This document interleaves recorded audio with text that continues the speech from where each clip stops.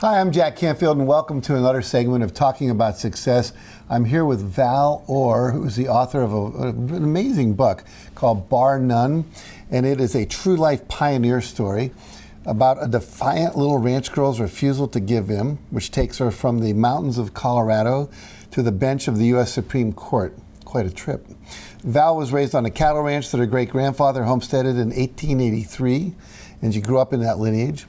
Now, you're a very dynamic and amazing woman. I love this book, by the way. I've read it and have some amazing experiences. You have a message in this book that I think is inspiring and that our viewers need to hear. Very important message.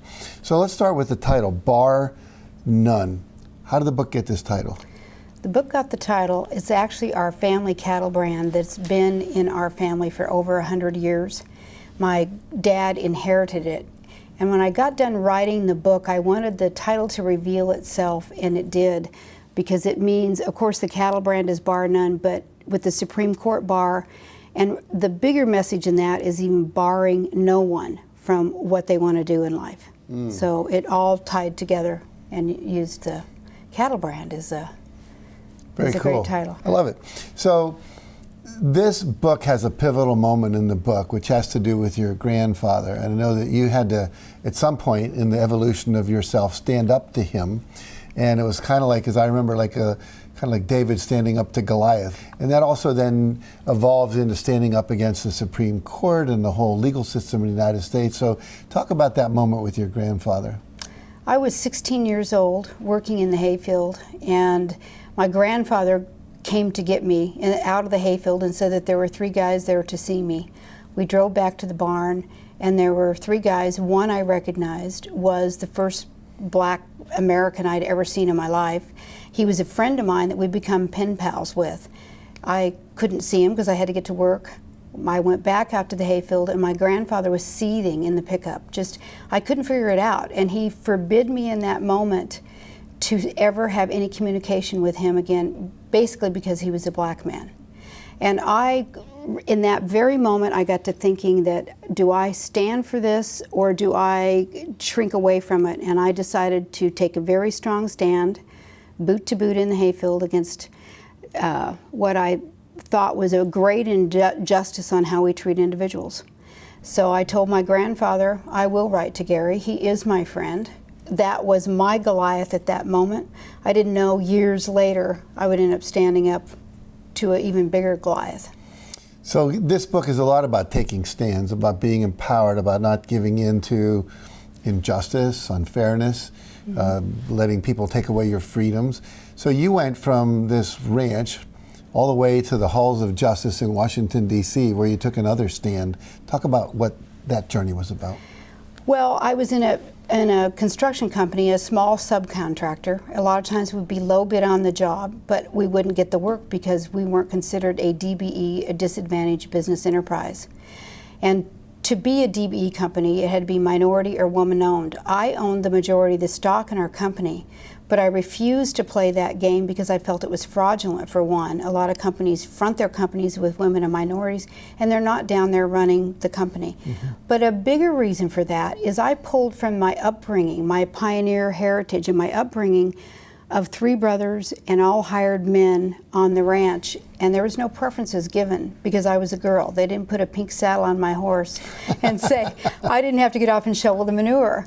So I thought, I don't want to get a job because I was a woman. I wanted to get a job because I was the lowest responsible bidder, and I thought it was wrong that our government was treating us unfairly in that way. So I decided to sue the Federal Department of Transportation in their preference programs and contracting. Ended up with 3 trips, and I won. Just unpack that for a minute. 3 trips and you won. Just give us a little, how did you win? Well, with a lot of perseverance, Yeah. You don't give up. It became like my everyday life of just getting up and seeing something that I saw so wrong in how we treat individuals every day. And when the first appearance, we won the case 5-4, and they remanded it back to the federal district courts where they narrowly tailored the program. I didn't eliminate the whole preference program, but I was able to slow it down. And then the second case, I thought, we're done, great, let's get to work. And the Clinton administration, it was during that time, they said our case was moot. So I sued him a second time. All 9 justices ruled in my favor that yes, we did have standing to be there. The case was not moot. And I'm thinking again, great, we're done. So the Justice Department was not complying with the original ruling, so I sued him again at a third appearance, second time in oral arguments at the U.S. Supreme Court, which is very rare to have one case, 3 appearances.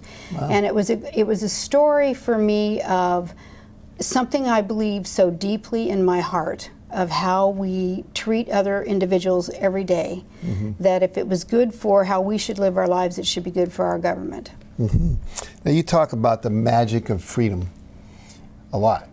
What do you mean by the magic of freedom? When I was on the ranch and I had all the freedom to go and be that little girl getting dirty in the mud and working and to become the individual I am. So I experienced that magic of freedom. And then I think in today's world, a lot of times we're constricting, we're losing freedoms. And if there's a joy to feeling free, to do what you want to do and chart your own destiny. And that's kind of my latest mission, is to go inspire others to find that magic within themselves. So there's a lot of different themes that run through the book. What would you say is the core central theme or message that you want people to take away from Bar None? I think it's really understanding what makes you tick, what you truly believe in your heart is right. And when you find what that is, whether it's helping somebody or whatever your mission is, that you never back away from that and you don't give up. Because there were so many times I could have given up. I got the whole federal government. I couldn't get any help. I couldn't get anybody that believed in what I was doing.